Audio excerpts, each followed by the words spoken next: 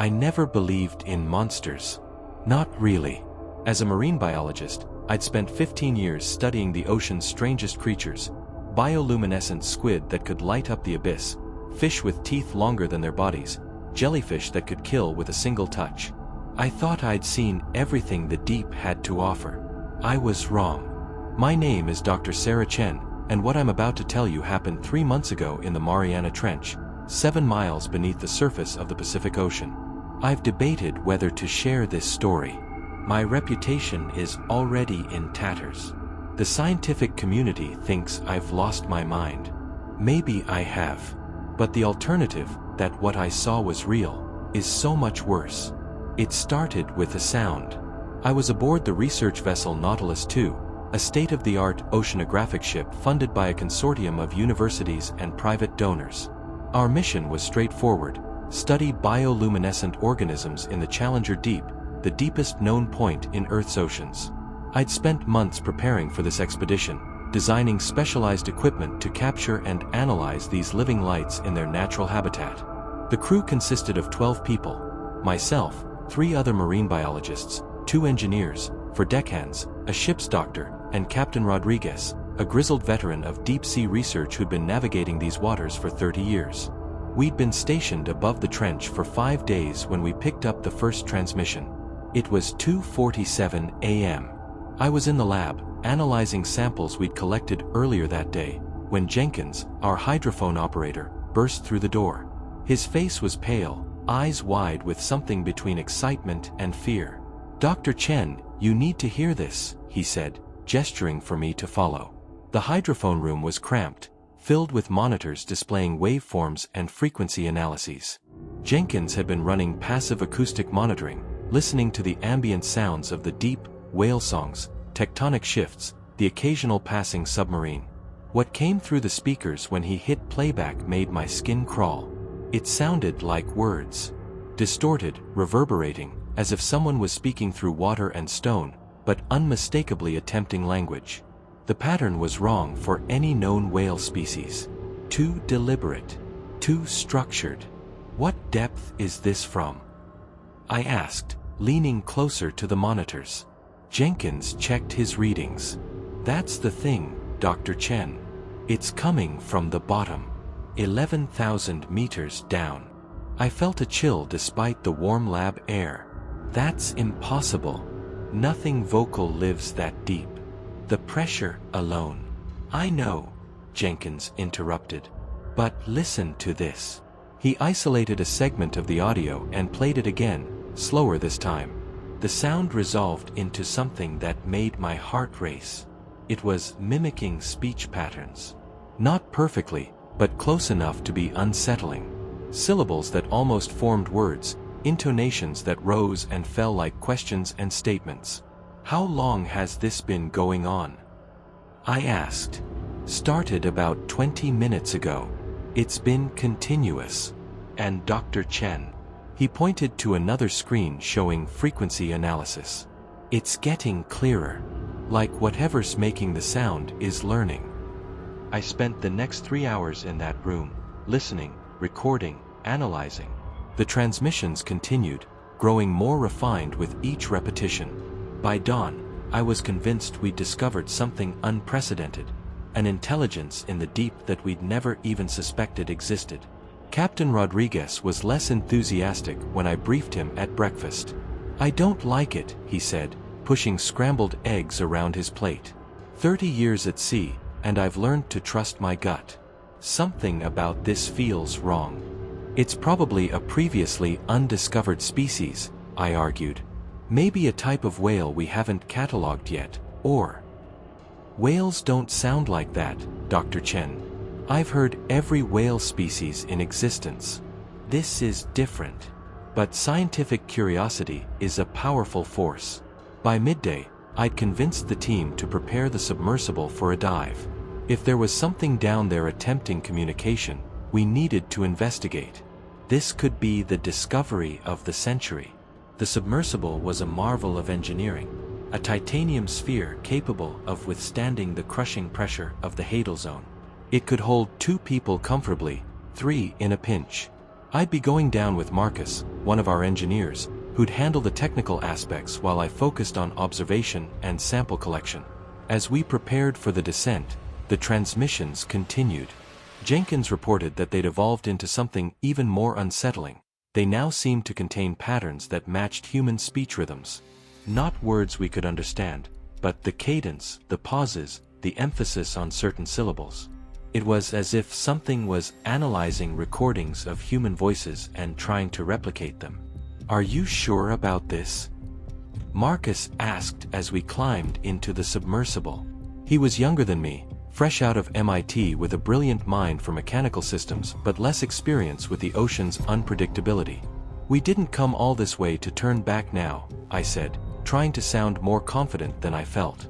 The descent took 3 hours. We sank through layers of ocean I'd studied my entire career but never witnessed firsthand. The sunlight zone gave way to the twilight zone, where the last rays of surface light faded into perpetual darkness. Then came the midnight zone, where bioluminescent creatures drifted past our windows like living constellations. As we descended deeper, the darkness became absolute. Our external lights created a small bubble of visibility in an otherwise infinite void. The pressure gauge climbed steadily, 1,000 meters, 2,000, 5,000. The titanium hull creaked and groaned, settling under the immense weight of the ocean above us. At 8,000 meters, we entered the Hadal zone. Down here, the pressure exceeded 8 tons per square inch. A single crack in our hull would crush us instantly, compressing our bodies to nothing before our brains could even register the failure. It's a thought I tried not to dwell on. Marcus monitored our systems while I watched the darkness outside, looking for any sign of life. The hydrophone inside our vessel was active, and we could hear the transmissions clearly now. They were louder down here, more immediate. The sound seemed to vibrate through the water itself, resonating in my chest. 9,000 meters, Marcus reported. All systems nominal. "Can you triangulate the source of the transmissions?" I asked. He worked the controls, analyzing the acoustic data. "Southeast, about 2 kilometers. We're close. 10,000 meters. The trench walls rose around us, jagged and alien. In our lights, I could see strange white creatures clinging to the rock, amphipods the size of my hand, their bodies adapted to a world of eternal darkness and impossible pressure. Then, at 10,500 meters, Marcus said something that made my blood run cold.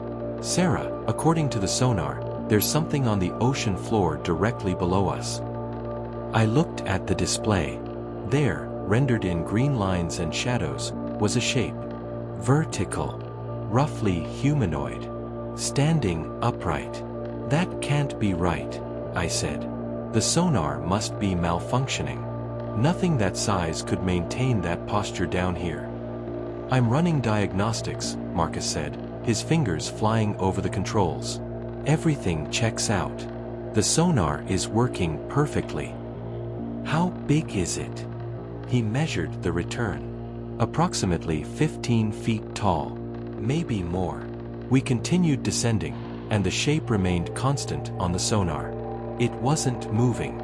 Just standing there on the ocean floor, impossibly still.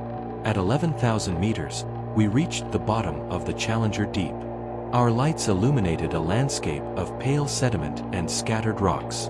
And there, perhaps 200 meters ahead, we saw it. The figure was exactly where the sonar indicated. In our lights, it appeared as a dark silhouette against the lighter seafloor. Humanoid, yes, but wrong in ways that made my mind struggle to process what I was seeing. It was tall, at least 15 feet, just as Marcus had measured. The proportions were almost human but stretched, elongated. Its arms hung at its sides, fingers nearly touching the sediment. Its head was slightly bowed, as if in contemplation or prayer. And it was completely motionless. "What the hell is that?" Marcus whispered. I had no answer. It looked carved from stone, a statue lost to the deep. But statues don't make sounds. Statues don't broadcast acoustic signals. "Take us closer," I said. Slowly. Marcus engaged the thrusters, and we crept forward. As we approached, more details emerged. The figure's skin, if it was skin, appeared rough, covered in what looked like barnacles or coral. Its face was obscured, turned slightly away from us. "Sarah, the acoustic transmissions just stopped," Marcus reported. The sudden silence was more unnerving than the sounds had been. In their absence, I could hear my own heartbeat, the hum of our life support systems, the creak of the hull. We were 50 meters away now. In the high-powered LED lights, I could see the figure more clearly. Its proportions were human but exaggerated, limbs too long, torso too narrow, head slightly too large. It stood with perfect stillness, a monument in the abyss. "Is it dead?" Marcus asked. "Some kind of preserved body, maybe?" Before I could respond, the figure moved. It was subtle at first. The arms, which had been hanging limply, began to rise. Slowly, deliberately. The movement was smooth, mechanical, like a machine coming to life after a long dormancy. "Oh God," Marcus breathed. "Oh God, it's alive." The figure's arms continued rising, extending outward from its body. The fingers spread wide, as if reaching for something. Or beckoning. "Back up," I said urgently. "Marcus, back us up now." He reversed the thrusters, but the submersible's response was sluggish in the dense water. We began to retreat, but agonizingly slowly. The figure's head turned. Not quickly, the movement was gradual, methodical. It rotated until it faced directly toward us, and in the harsh white light of our external lamps, I saw its face. It had eyes. Large, dark, and utterly human in their placement and shape. But they were wrong. The sockets were too deep, the eyes themselves too large. They reflected our lights like an animal's eyes, throwing back a pale blue luminescence. And it was smiling. The mouth stretched wider than any human smile, revealing what might have been teeth or something else entirely. "The depth gauge is malfunctioning," Marcus said, his voice cracking with stress. "It says we're descending, but we're not. We're moving away from it." I looked at the gauge. He was right, the numbers were climbing despite our retreat. 11,050 meters. 11,100 meters. But that was impossible. We'd already reached the bottom of the trench. Then I understood. We weren't descending. The floor itself was rising.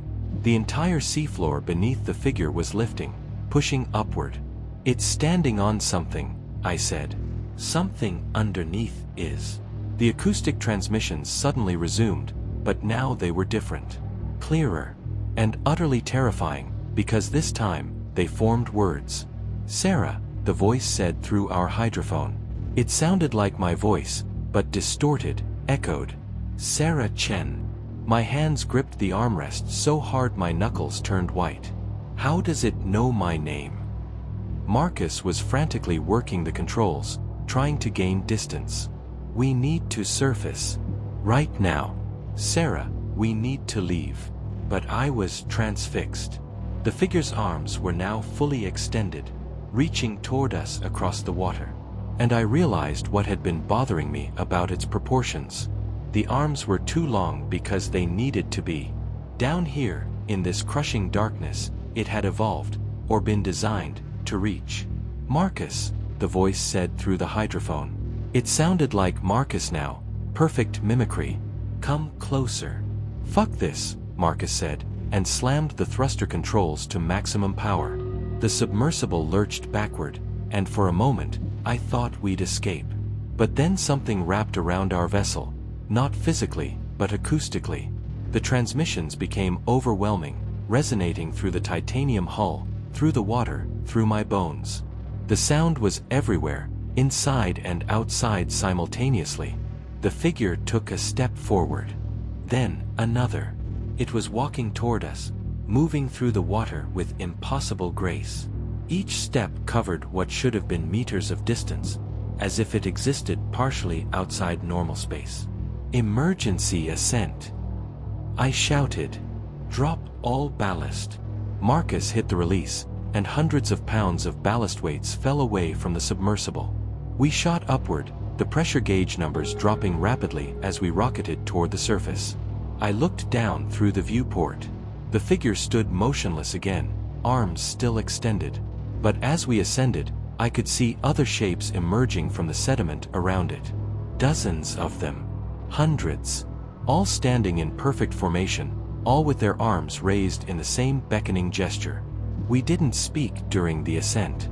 Marcus was white-knuckled on the controls, constantly checking our systems for any sign of damage. I sat in silence, replaying what I'd seen, trying to make sense of it. 3 hours later, we breached the surface. The crew hauled us aboard, full of questions about our emergency ascent. I told them we'd experienced a technical malfunction.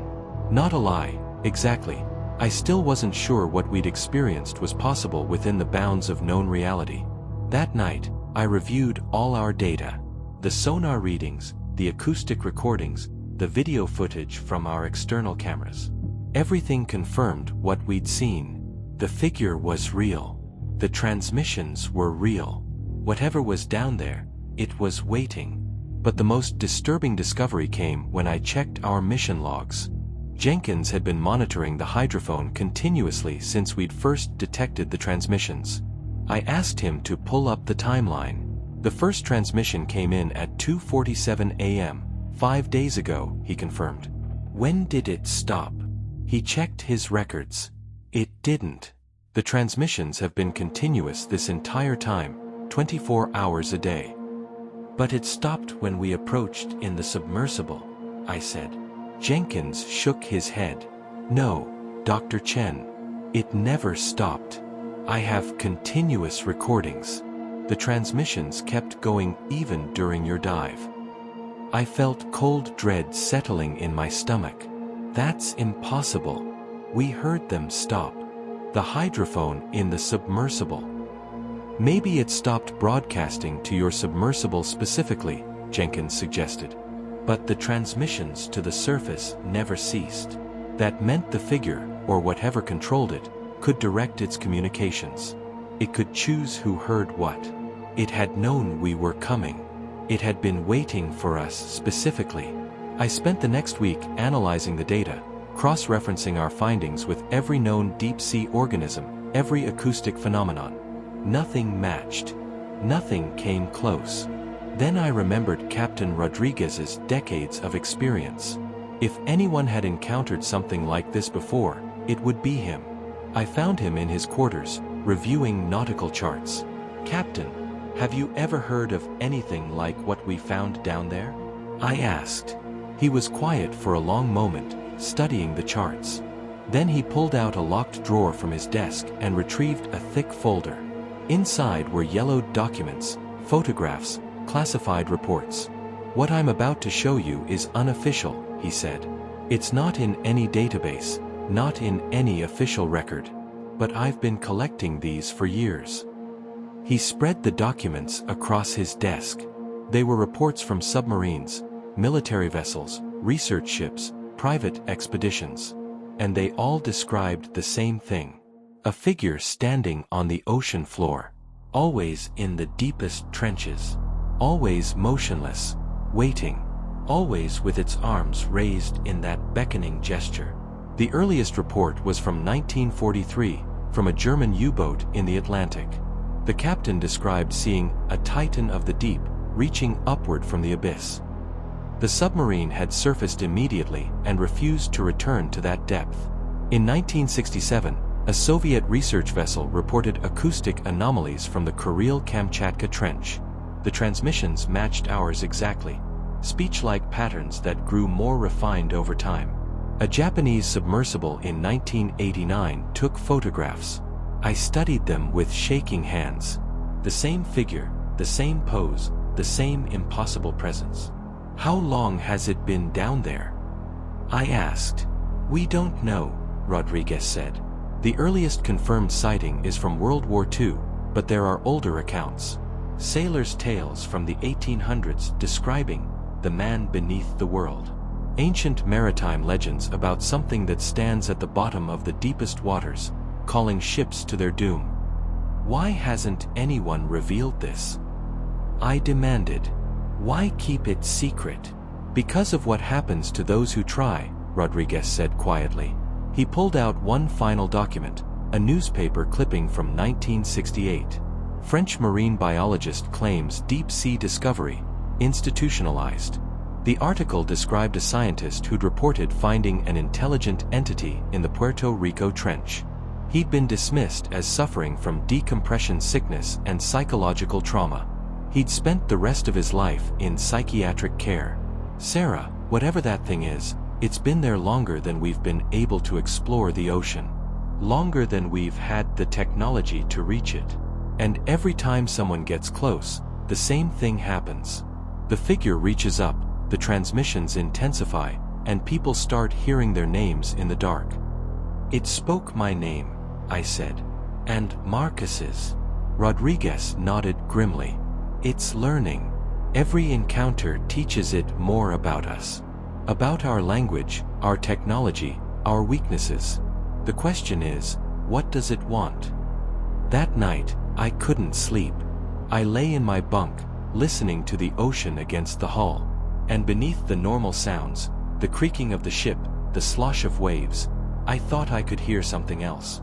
A voice, distant and distorted, calling my name from the depths below. I went to the hydrophone room. Jenkins was asleep at his station, headphones around his neck. I put them on and listened to the live feed.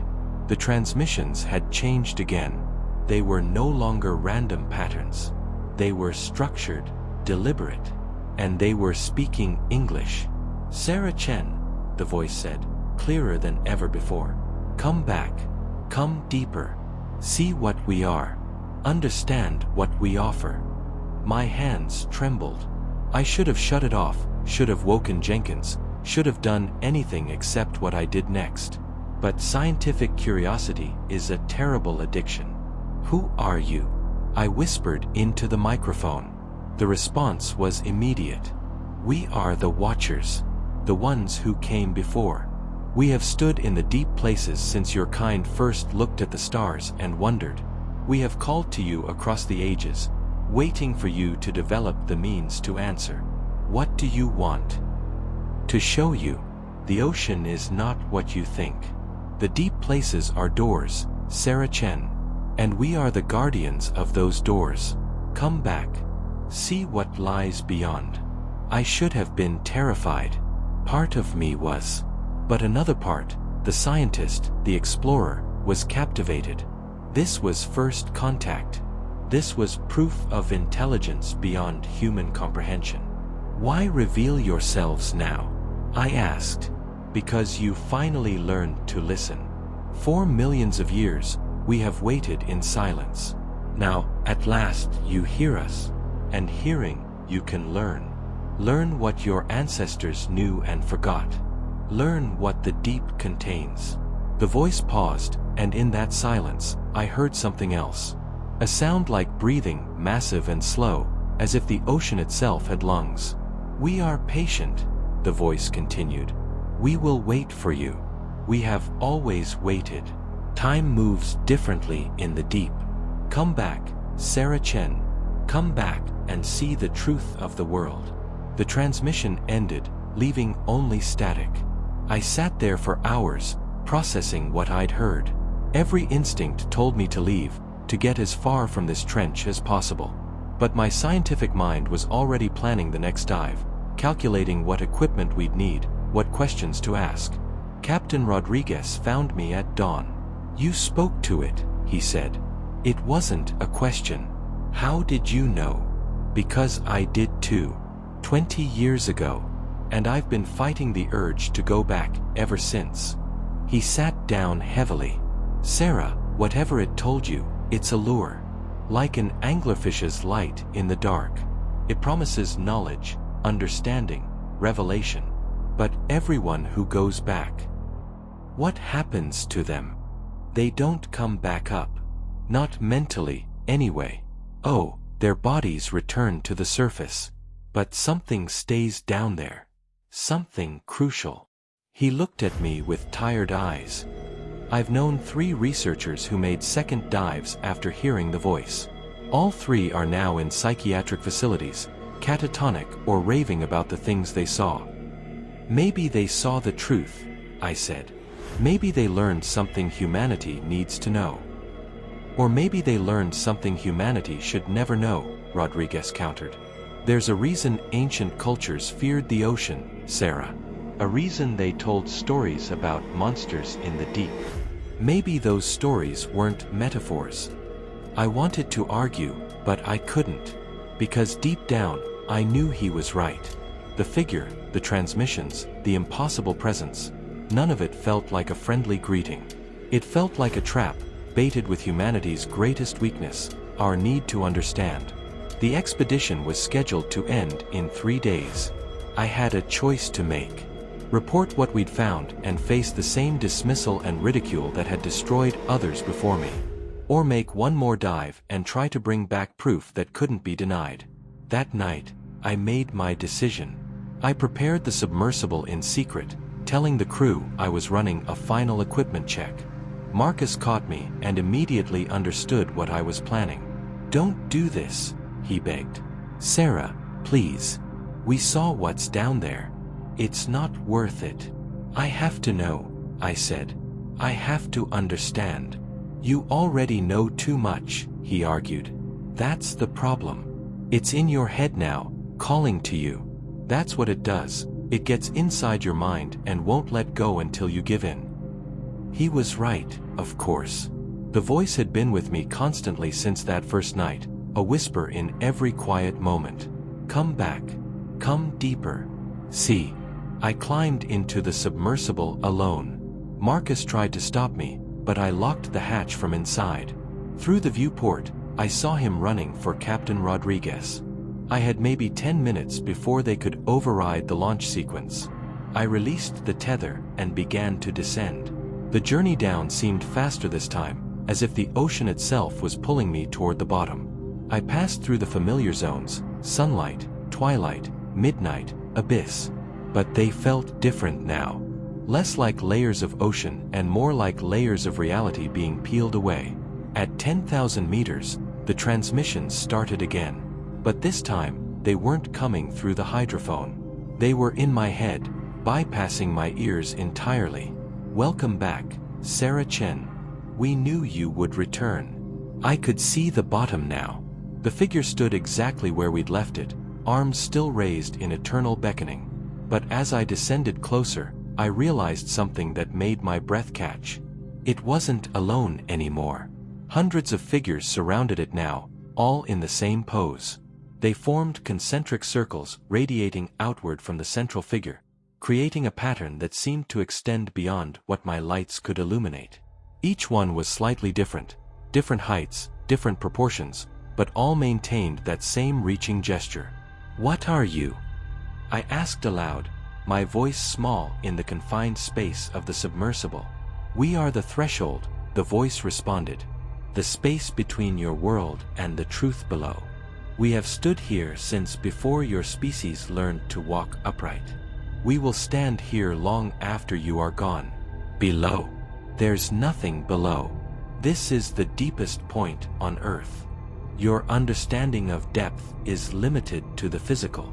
We speak of depths your kind has no words for. Depths of reality. Depths of time. Depths of consciousness." The central figure moved again. This time, it lowered its arms and took a step forward. Then, another. It was walking toward me, and with each step, the water around it seemed to distort, warping like heat waves.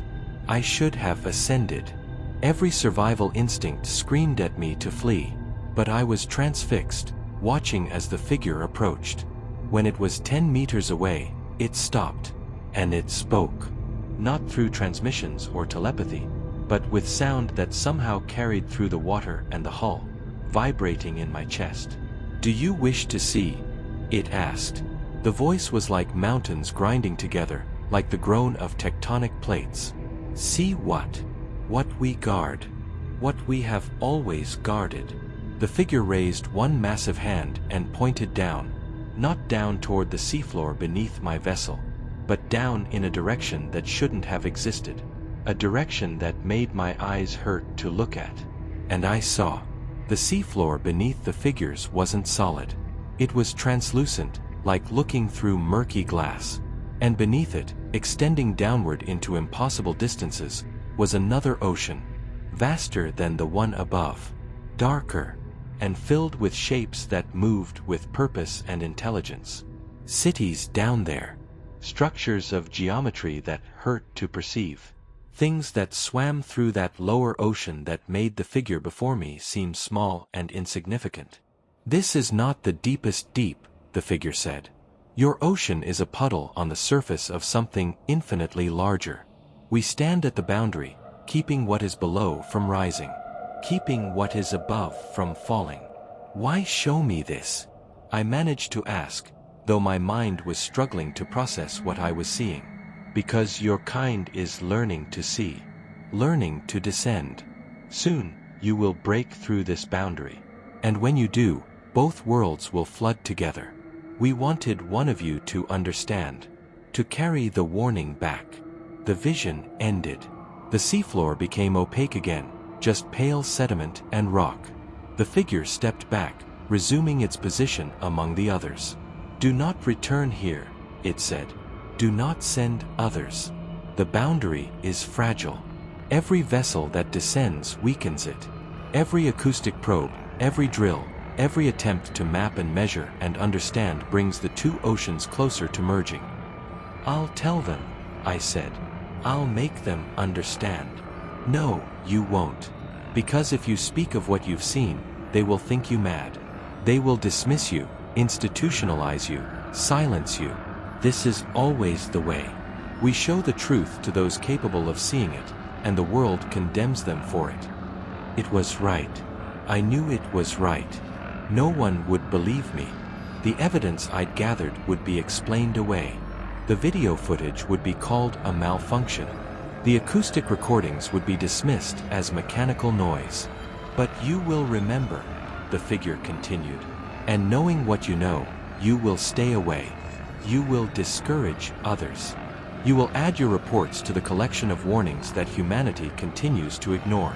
Until eventually, someone goes too far. Someone breaks through. And then." It didn't finish the sentence. It didn't need to. I began my ascent. The figures watched me go, their arms slowly lowering as I rose. The transmissions faded, becoming distant, then silent.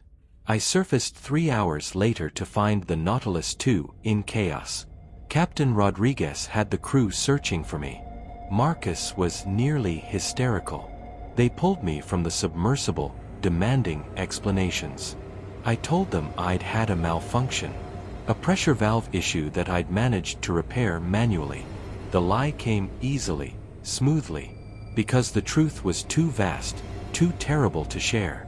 I reported our findings to the scientific community.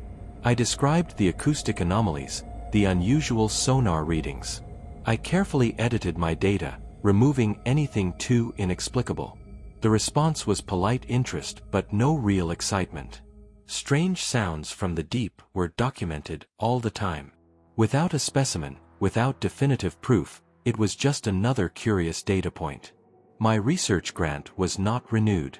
The expedition was considered successful but unremarkable. Life moved on. But I can't forget what I saw. Can't unhear the voice. Can't stop thinking about that boundary, growing thinner with each passing day as humanity's technology advances. Sometimes, late at night, I listened to the recordings I kept. The ones I didn't submit to peer review. The voice is still there, still calling, still waiting.